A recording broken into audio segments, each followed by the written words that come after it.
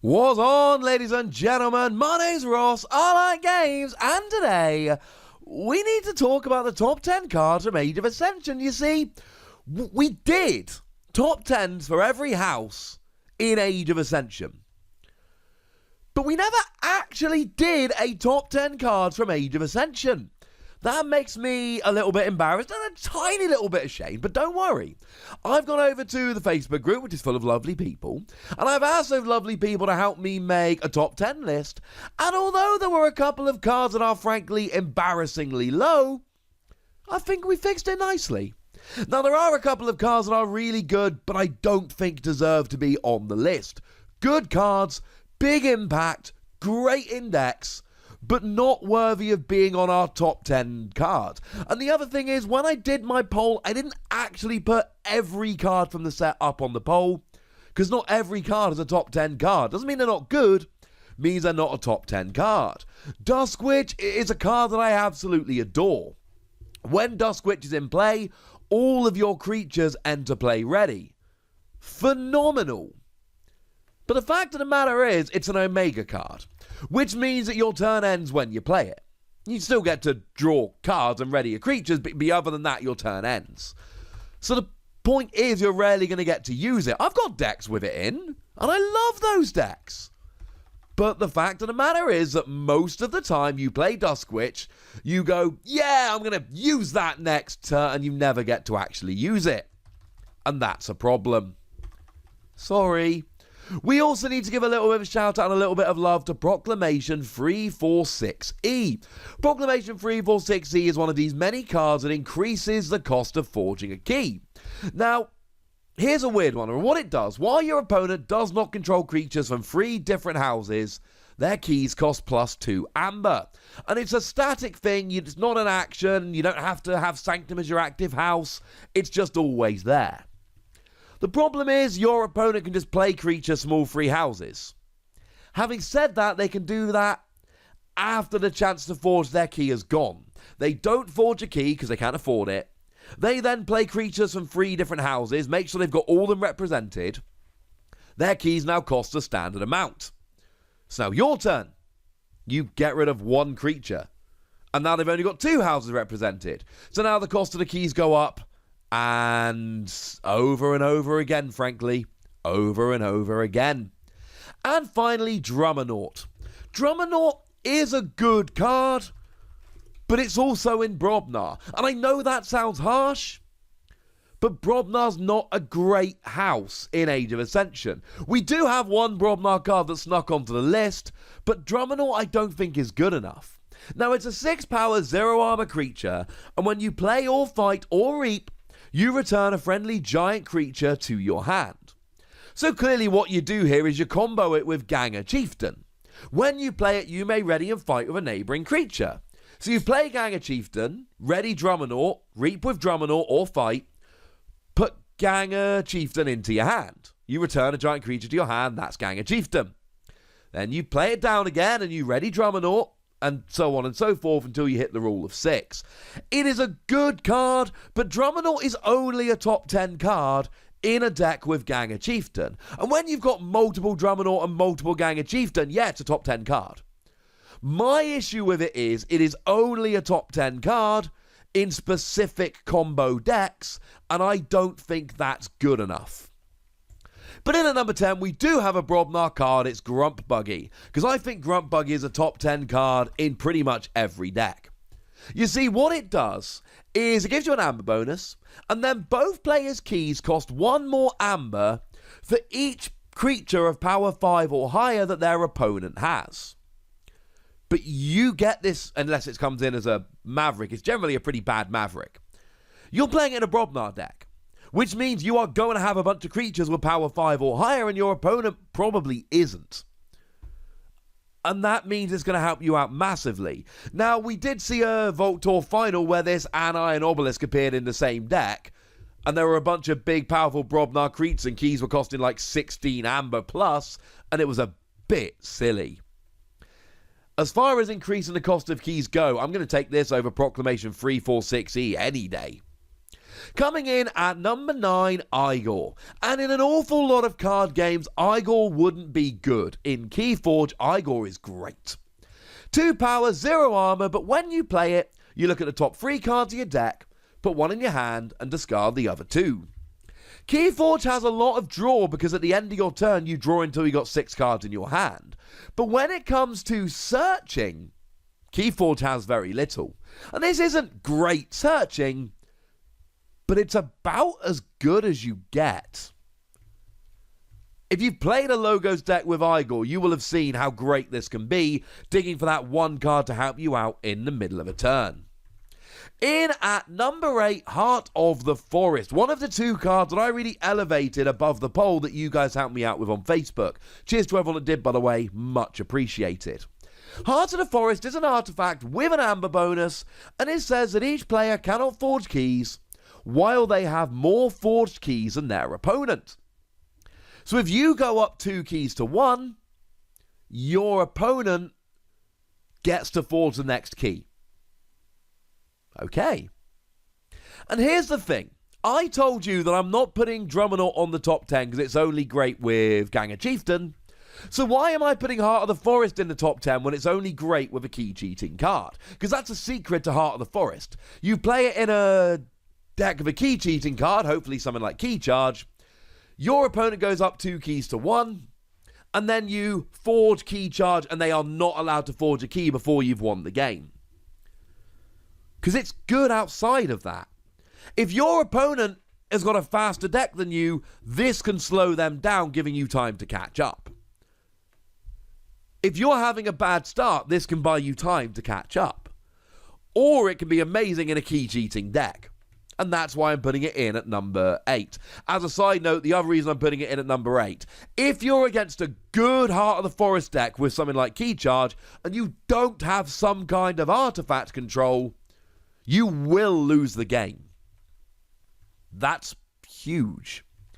In at number 7, the other card which I put above the rest, that I elevated from the poll, Brend the Fanatic. And I don't know why this was so low. Brend the Fanatic's phenomenal. 3 power with Skirmish, so when you start the fight, you survive the fight.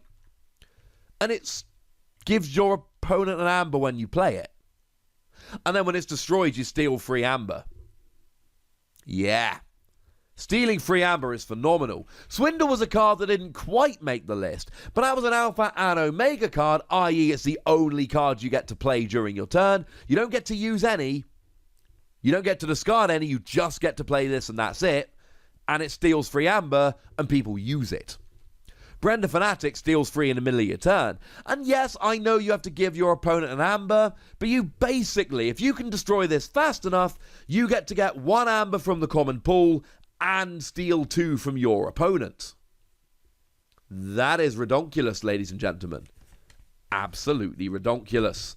It is a phenomenal card that is great stealing. It's one of the reasons Shadows remain so good in Age of Ascension. Do make sure you got an exit plan, though.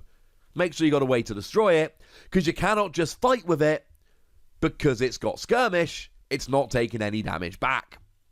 In at number 6, we've got Eureka. Eureka is a great card. Of course it is. It's in the top 10. It's up at number 6. It's got an amber bonus, and it's an alpha card, which is to say it is the first thing you do during your doing part of the turn, before you've played a card, discarded a card, or used a card. You gain 2 amber and archive 2 random cards from your hand. Okay. And the archiving could be bad. Let's say you got 3 Logos cards in hand, you play Eureka, archive the other 2, that's basically your turn. But you know what? Virtuous Works is a phenomenal card, and Virtuous Works just gives you 3 amber. And here's the other thing. Archiving can be really good, because you've then got 2 fewer cards in hand. So you draw an extra 2 cards at the end of your turn. And if you want those archived cards next turn, just pick up your archive. Yes, it can suck if you hit Logos cards, but most of the time, it's not going to be that bad a thing, and it gets you 3 amber. In at number 5, another Logos card. It's Helperbot. Now, Helperbot is one of my personal favourite cards from the set. It's nice to know that it's one of the best. Helperbot is a 1 power, 0 armor creature, no elusive, no skirmish. It quite literally could not be weaker. But when you play it, you get to play a non-logos card this turn. It's a creature version of Phase Shift. And Phase Shift was one of the best cards from Call of the Archons. It's absolutely phenomenal. It means that you can play something like a Key Charge on a non-Untamed turn. Or you can play something like a Brend the Fanatic on a non-Shadows turn. You see where I'm going with this. House Cheating is great. Helperbot is great. In at number 4, Punctuated Equilibrium. A card that I'm not so high on as other people, but every time I put it as a poll, people always upvote it crazily, and I can see why. Each player discards their hand and refills their hand as if it were the end of their turn. So essentially, it's an untamed turn. You play all the untamed cards you've got, you play all the untamed cards that you're allowed to play, and then you discard your hand and draw 6 more cards. Or more if you got something that makes you draw more cards. Or less, I suppose, if your opponent's got a succubus out. Point is, you're drawing a bunch of cards, and then you can play them immediately. I told you that Keyforge is great at drawing at the end of your turn. Mid-game draw, not so much. By the way, if anyone is wondering why Professor Sutterkin didn't make this list, play some games with Professor Sutterkin. Phenomenal card. When you reap, you draw a card for each friendly logos creature, and they don't have to be ready. You could have played them this turn. The fact of the matter is, I have played 24 games with Professor Sutterkin. I've used Professor Sutterkin once. It never stays on the field. Same reason Duskwitch didn't make the list. Hey ho.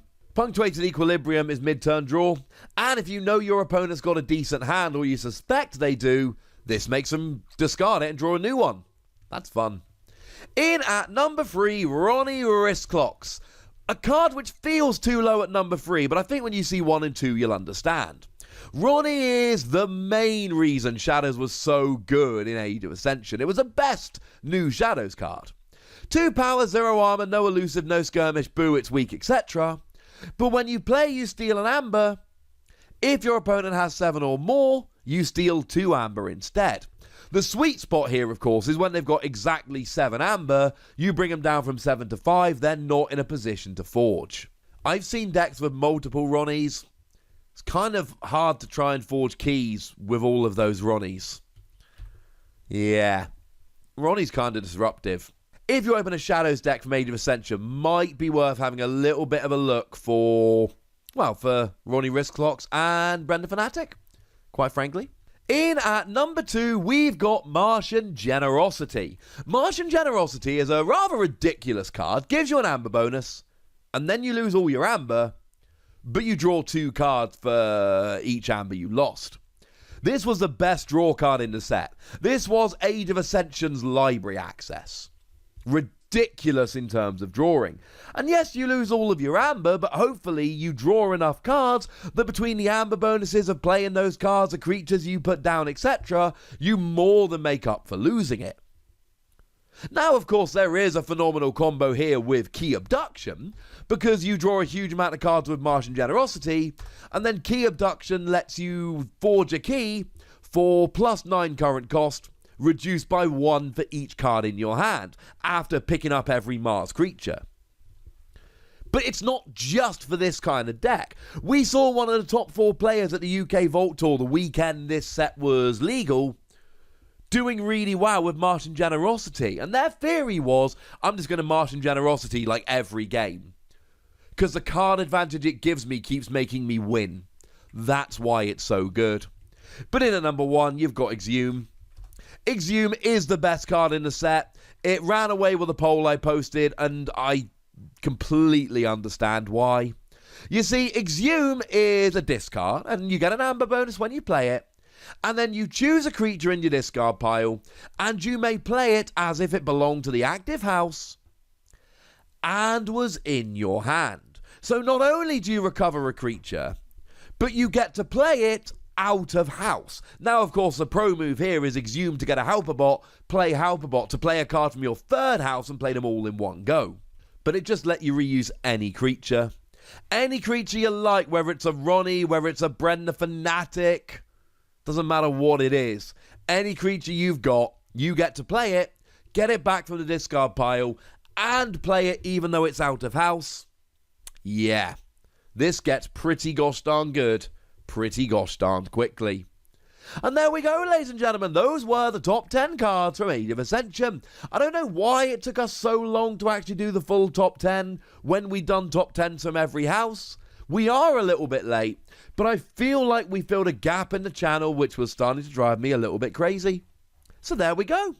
But I would like to hear from you guys now. Tell me what you think the best cards in Age of Ascension were. Tell me your favourites. And, of course, give me your full top 10. And if I didn't say this at the start, and I don't think I did, we're only looking at cards that were new in Age of Ascension, not ones that were also in Call of the Archons.